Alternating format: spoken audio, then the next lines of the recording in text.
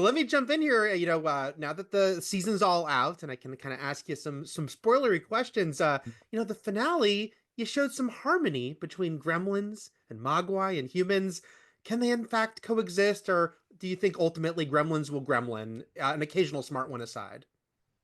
I defer to Um, Joe on this one. it sounds like you're asking about the future of the Democrats and the Republicans, which looks bleak to me. I think we're doing much better than Yeah. I think all you need is one magical, indestructible city, and you stand a chance. that. You just have to find that, and then everything will be okay. Yeah, it falls into place. You guys really uprooted the show in season two. Both moving the setting, but also there was the shift from kind of the Chinese folklore and mythology, and now there was more American-based history and lore. Was that something, pretty locked in early on, or did it just kind of where you found yourself as you went into season two?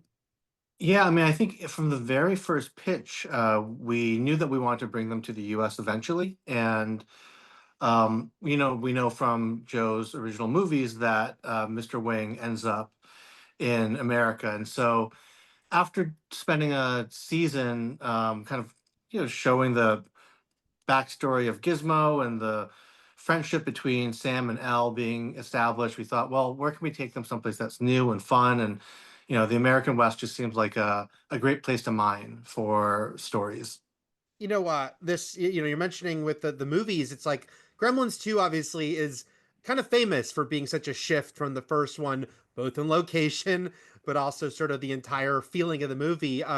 Joe, were you surprised by how much an impression that movie made that is still sort of singled out as, wow, that's a sequel that really shows you can go different places in your follow-up? Well, yeah, I mean, the idea was you didn't want to make the same movie again. Now, obviously, the studio wanted to make the same movie again, and that's why they hired the same people, figuring they'd get the same movie.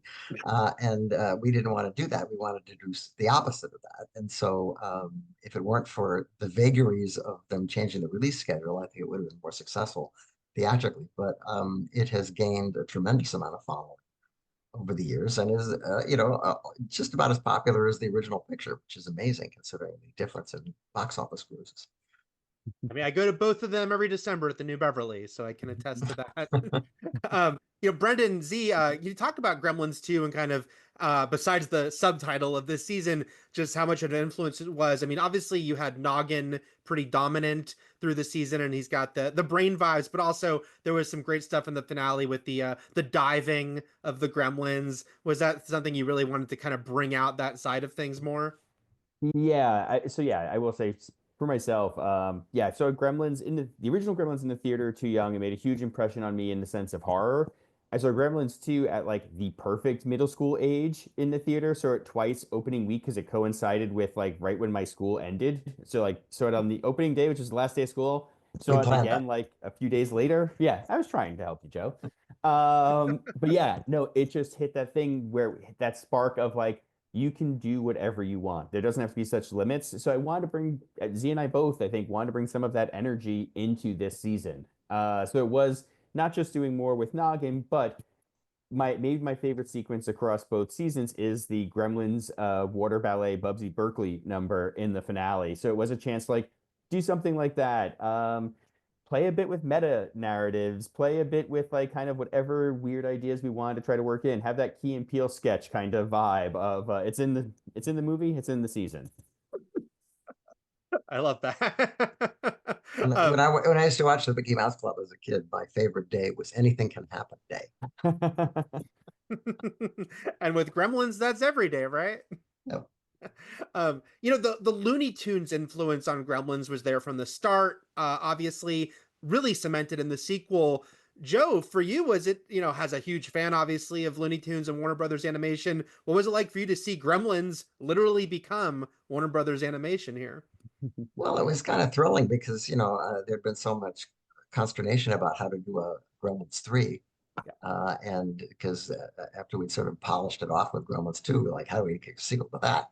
And the idea of going back to not only animation, which allows us to do things that we could never afford to do on the screen, and also the fact that it's a prequel, which I think is just the cleverest way of getting back into that world. And the sky's the limit now because there's a lot of years between the time that the season ends and the first movie happens. So who knows what could happen. It certainly are. Speaking of the prequel of it all, you obviously you had that episode that you screened at WonderCon with the Clamp family. Can you talk about how did that come about, and have there been discussions? If knock on wood, you get to do more about maybe a Peltzer show up or something like that. Yeah, I mean, in the writers' room, one of the most fun things is the first couple of weeks we just kind of write down what are some cool places for us to go. And one of the things that was always up there in season 2 was our take on like the Winchester Mystery House in California. And as we started talking about it, we were like, well, how do we make this like very unapologetically a part of the Gremlin cinematic universe? And one of the things we talked about was I don't remember who pitched that. Maybe it was you, Brendan, that we could go and tie it to the Clamp family legacy. And it was just it was a fun day of pitching. Obviously in episode 6, you find out that Clamp's family made their money making electric chairs. And that was, I mean, whenever we have to kind of go dark in the writer's room, that's always a fun day of like discussion. Well, you do it so well. I mean, I have to mention, like, because I remember when I talked to you guys before season 1 premiered, and I was pretty impressed by the dark stuff you managed to kind of get in to still make it family friendly. But I'm watching the final episodes, and it's like you've got a decapitation on screen. You've got a head rolling into camera. Are you kind of amazed by some of the things that you got onto this show? Yeah, a little bit. I always feel though we had the very good. I think what always helped it was we sell it as it's as if it was in a live action 80s movie. Basically, we would do it the same way you'd have to do this with practical effects, which weirdly enough makes it slightly more palatable. One, because you're not going to get as much blood, and two, is you have to kind of sometimes cheat what you're seeing. So it's more implied horrific decapitation versus actually full-fledged. I mean, we were definitely lucky in that I think we had the support from, Warner's and Amblin and Max to kind of go there. And it also helps that we have a reference point, which is Joe's original movies, which have, violence and darkness to them, but it's always kind of undercut with this tongue-in-cheek humor that actually allowed us to do, I think, more on the scary side, because you can always kind of, release that pressure with a joke here or there, or, something that's, a visual gag. Joe, for you, I'm thinking back on the fact that you helped give us the PG-13, famously. I didn't do it alone. You didn't do it alone. Mr. Spielberg was there with you. But is that, for you? His ripped out beating heart, though. Yes, yes. But you had Gremlins exploding in microwaves. For you, is that kind of a fun thing with Gremlins to kind of figure out, because it is very kid appeal. I loved it as a little kid, but it is dark, and kind of figuring out what's the right balance with Gremlins. Well, but that's why you can get away with, what would ordinarily be considered blood, but it's okay if it's gremlin goop. If it's just an exploded gremlin, it's not as bad as, putting the puppy in. Because there were a lot of complaints in the first movie that kids were going to see the movie and they're going to put their little sisters in the microwave. And it always astounded me that people had such a terrible view of children and how stupid they think they were. And they aren't. Kids are really smart, and they're much smarter than they're given credit for. And they can take darkness, or else Walt Disney wouldn't have had an empire. So it comes with the territory. I know me as a kid, my big takeaway was just that Mrs. Peltzer was awesome. Not that I wanted to put someone else in the microwave. We were mentioning, sort of the Clamp, and I was joking about the Peltzers, but Joe, is it fun for you to see where they are expanding on things you introduced in the movies, whether it be the Mogwai origin or what's the history of the Clamp family? No, it's kind of thrilling. I mean, this is a series that's been, I wouldn't say moribund, but there hasn't been anything being done with it for quite a while. And so here we are now in the 21st century, and it's still going on, and it's still being reimagined, and I think in the best possible way. There's a hyper specific question, but Brennan Z, as far as I recall, I don't think you ever used the word gremlin. You said bad mogwai a lot. And was that sort of a mandate, or was it just like, do we bring in this word or not? Brendan, I don't remember. It was intentional. It was okay. So early on, because the main use of gremlins as a term came from World War II. So we figured Right. it was not a commonplace term until World War II. We get the one hint at it of like we were able to, I think, justify it with It oh was my God. Green's monologue, Yes, right? with Green's Yeah. monologue in season one, that would be like, oh, from like an RAF pilot, that maybe it existed in some way then from World War One, but it wasn't commonplace yet. So that was our main thing. Is like, well, this isn't a commonplace term yet for any kind of a creature or like a destructive creature. So let's just keep it as like good Mogwai, bad Mogwai, and it became a fun kind of little challenge to work around. I'm going to say this. I'm going to bring this up with love, but should we assume Gizmo has a name though? Because Rand Peltzer gave him that name, but it turns out he Yes. already had that name. Okay. So His real name is Harold. Yeah.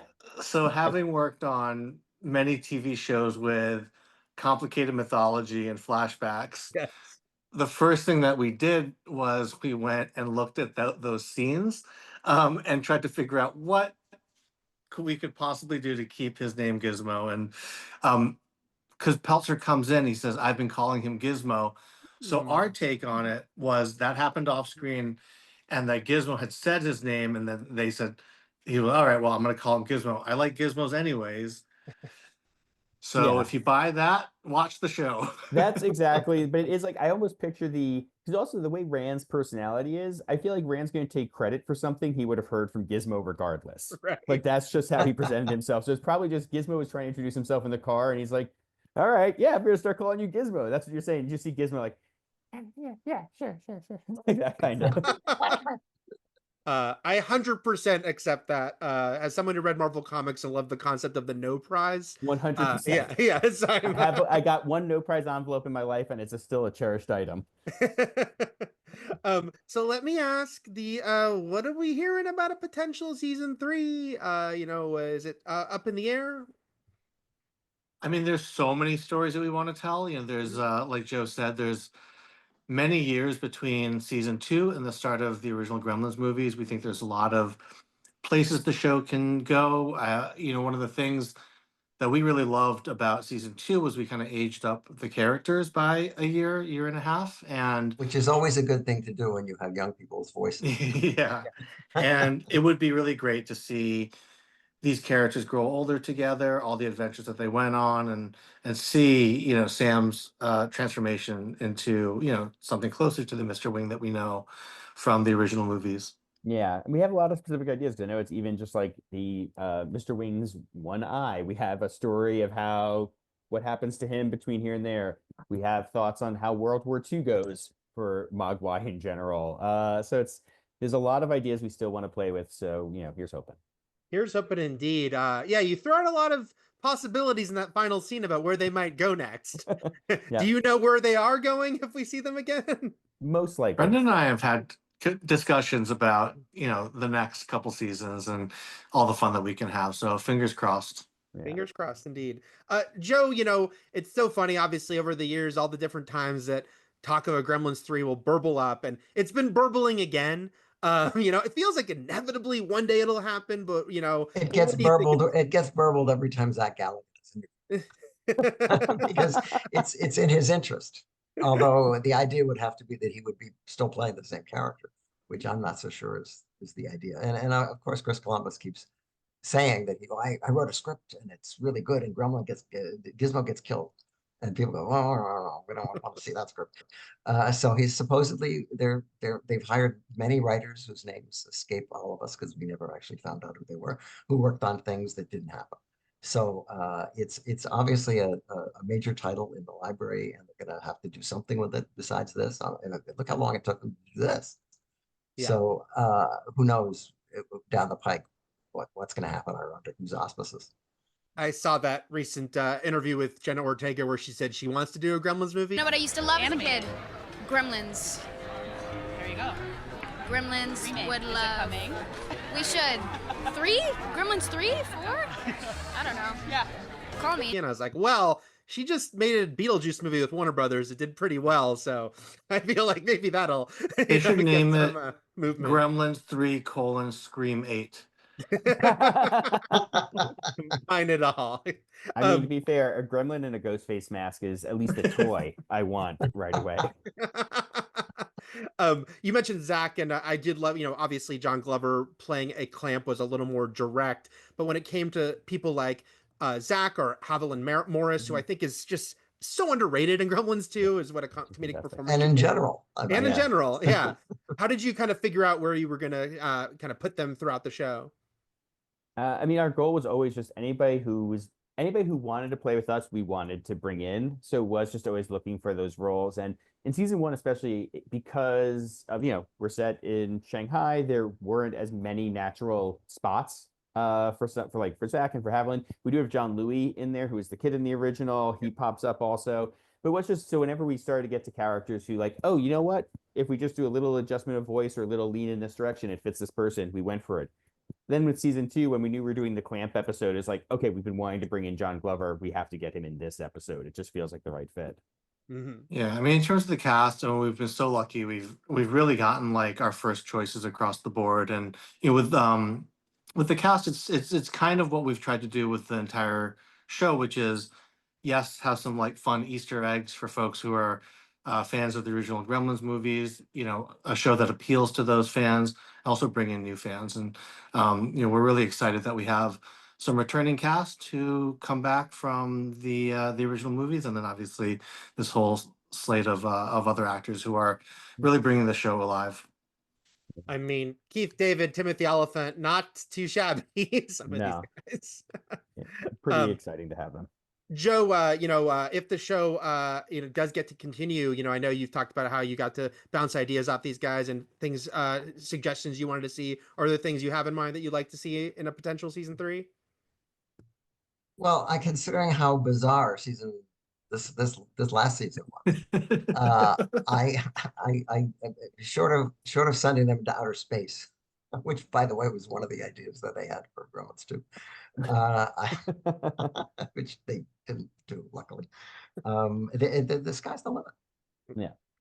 We're saving, I think, Z, you had the good call. We'll save going to space until season 10. There you go. Then it was the Musk long-term season. plan. The Elon Musk season. Well, Oh. guys, thank you so much. It's great talking to you today. And I have to tell you, I was prepping questions. This is a true story. I was prepping questions sitting at this desk. One of my figures fell on me, and it was the brain gremlin. Oh, great. You just had things you wanted to ask. It makes I just sense. have to find his pipe now. It's Yeah. on my floor. Well, thanks so much, guys. Awesome. Thank Thanks, you. Eric. All right. Take care. Sure. Thanks, Eric.